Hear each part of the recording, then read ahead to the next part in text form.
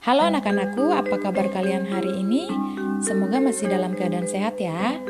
Sebelumnya kita sudah belajar pengamalan sila keempat dan kelima Pancasila di tempat bermain.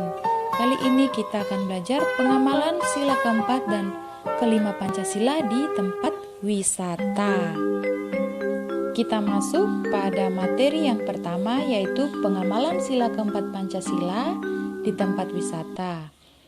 Sila keempat Pancasila dapat kita amalkan dalam pengambilan keputusan bersama anggota keluarga untuk berwisata.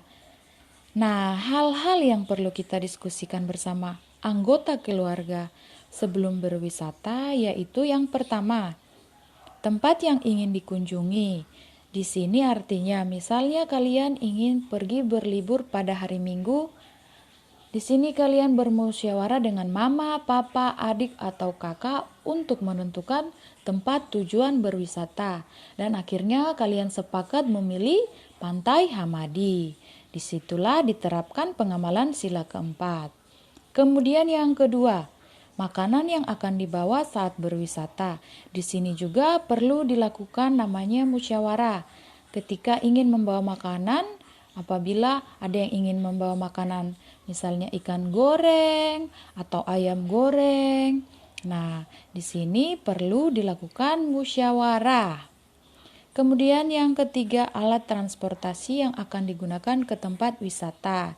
Contohnya seperti ini. Apabila kalian di dalam rumah berjumlah 4 orang. Nah, di situ kalian ingin berwisata. Dan di situ ada motor, 2 motor di rumah. Namun ada tetangga kalian yang ingin ikut berlibur ke tempat wisata. Dan jumlah kalian lebih banyak. Akhirnya mama, papa, adik, dan tetangga tersebut menentukan alat transportasinya diganti dengan menggunakan mobil karena jumlahnya tidak cukup untuk menggunakan motor. Keempat, perlengkapan yang akan disiapkan untuk berwisata. Misalnya di sini adalah perlengkapan mandi, baju, atau yang lainnya. Inilah hal-hal yang perlu didiskusikan bersama anggota keluarga sebelum pergi berwisata. Nah, dari contoh pengamalan Pancasila keempat di tempat wisata tersebut, mengajarkan kita bahwa sila keempat itu mengajak kita mengambil keputusan dengan cara bermusyawarah. Artinya bermusyawarah adalah secara bersama-sama menyelesaikan suatu permasalahan.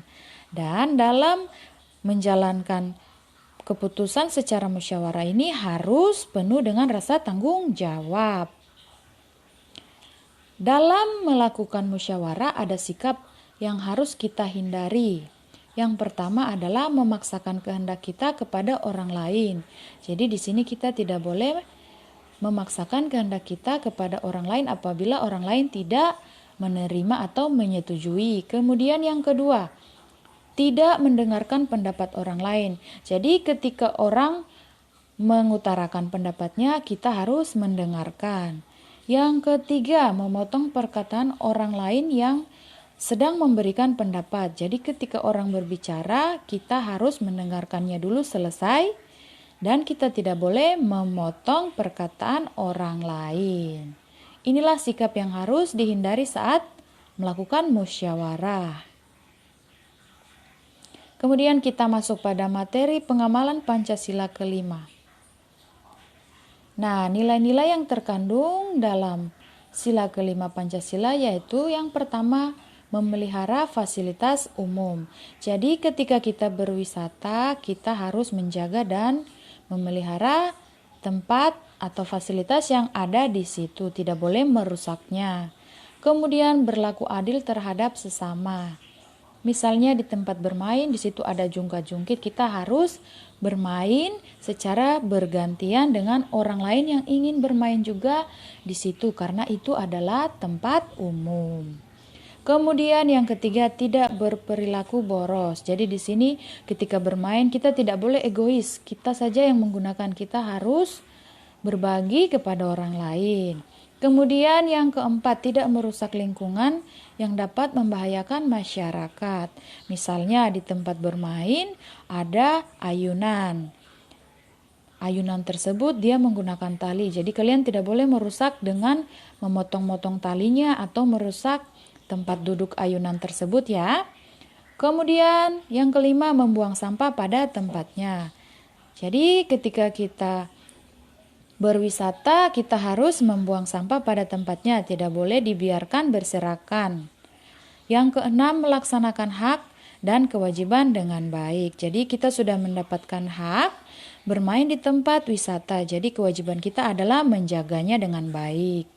Kemudian yang ketujuh, memberikan bantuan kepada orang yang membutuhkan, misalnya korban bencana dan orang yang kurang mampu. Contohnya di sini adalah ketika kita berwisata ada orang yang terjatuh.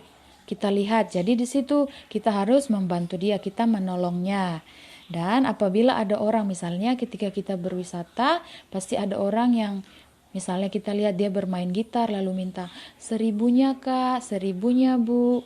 Jadi ketika kita lihat mereka membutuhkan, kita harus memberikan. Kemudian yang kedelapan adalah gotong royong membersihkan sungai.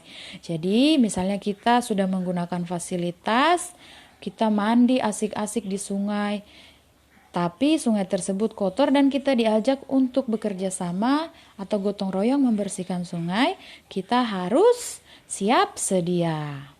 Nah, itulah contoh pengamalan Pancasila sila kelima. Nah, sampai di sini dulu perjumpaan kita. Jangan lupa untuk mengerjakan tugas-tugasnya. Sampai ketemu lagi di pertemuan selanjutnya. Salam sehat.